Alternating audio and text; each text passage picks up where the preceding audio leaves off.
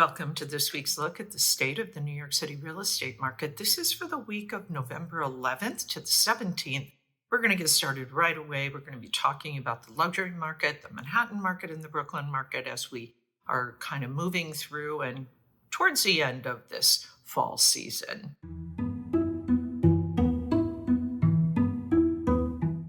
There were 37 contracts signed last week in the luxury market. That is two fewer than the previous week, but still excellent showing in the luxury market. The number one contract was Penthouse 11 at 140 Jane Street. It was asking $45 million. It has a little over 5,600 square feet. It includes 5 bedrooms and 5.5 bathrooms. It has a 51-foot living room and dining room with almost 10-foot ceilings that face the Hudson River. A 23-foot master bedroom opens onto a balcony. There are stairs in the unit that lead to an almost 1,700 square foot terrace with a hot tub, all overlooking the Hudson River.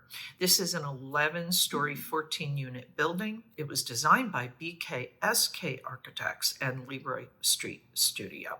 The amenities in this building include a doorman, porte cochere, automated parking garage, a lounge, a fitness room, lap pool, and a hot tub. The number 2 contract was Penthouse 40A at 15 Central Park West, asking $39 million, reduced from $65 million when it was listed first in April of 2023. The unit has almost 5,400 square feet, includes 4 bedrooms, 3.5 bathrooms, a great room, dining room, an office, all face Central Park. The condo was purchased for $22.7 million in January of 2008 by an LLC linked to Russian billionaire Valery Kogan, who made his fortune as the co-owner of Moscow's Domodedovo Airport.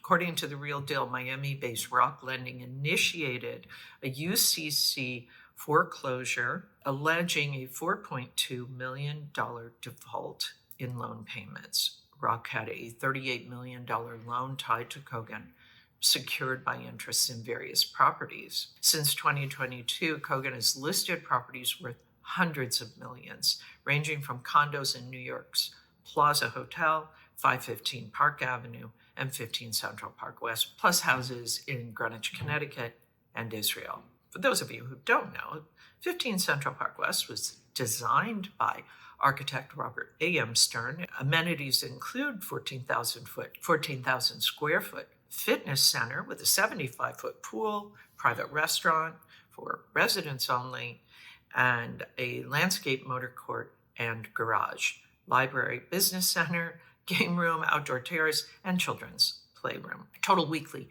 asking price sales volume, $364,685,000. Average asking price, $9,856,351. Median asking price, $6,400,000. Average discount from original ask to last asking price, 14%. Average days on the market, 765. Wow, interesting week in the luxury market. That was an interesting sale at 15 Central Park West. Be interesting to see what other properties may be coming on the market owned by that entity. Anyway, any questions? Post them below. I'm going to move on now. We're going to talk about the Manhattan market, then the Brooklyn market. I'm going to wrap it up, give you some additional information, as well as my recommendations for how to be successful in this market.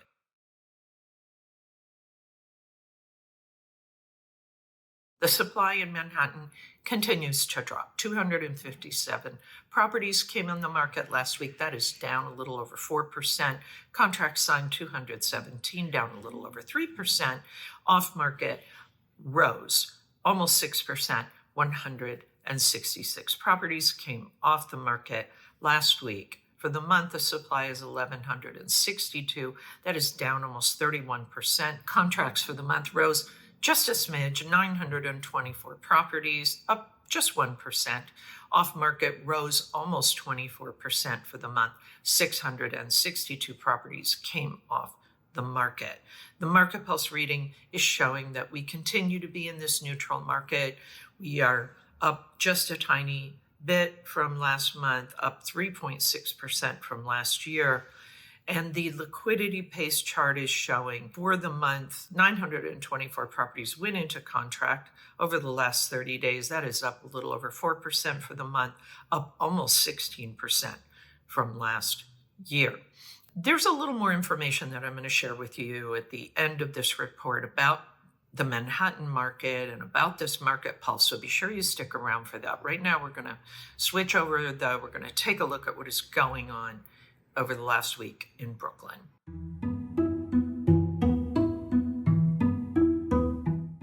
The supply dropped in Brooklyn, as it did with Manhattan, but even more dramatically, down almost 18%. 143 properties came on the market. 136 contracts were signed. That is down almost 14%. Off-market rose. 67 properties came off the market. That is up almost 14%. The supply for the month in Brooklyn, 651. That is down almost 31%. Contracts signed 620. That is up about 6%. Off-market properties, 294 came off the market. That is up a little over 16%. This market pulse reading in Brooklyn is showing that we continue to be in a neutral market, as we have been, up 1.3% from last month and up a little over 3% from last year. The liquidity pace in Brooklyn, this 30-day moving window of contract signed, 620, that is up almost 10% from last month and up 17% from last year. So we're going to move on now. I'm going to give you some additional information about where we are at in this market in Brooklyn and in Manhattan, and of course the luxury market. So be sure you stick around for that. There were 37 contracts signed in the luxury market. That is 2 fewer than the previous week, but still really amazing. A lot of those were in the trophy category. 9 were at 10 million and above. Condos, as usual, led the pack, 26. Co-ops 9, townhouses 2, 20 of those were uptown, 17 were downtown, so a little more split in terms of where the buyer interest was for last week.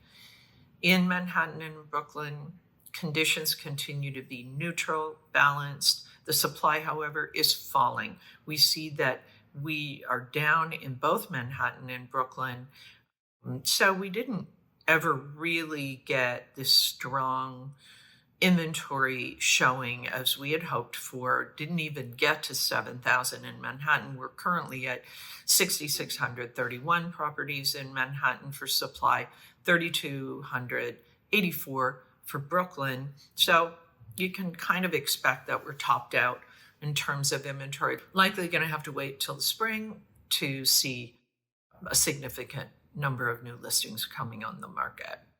We saw that the contract signed was down in both Manhattan and in Brooklyn.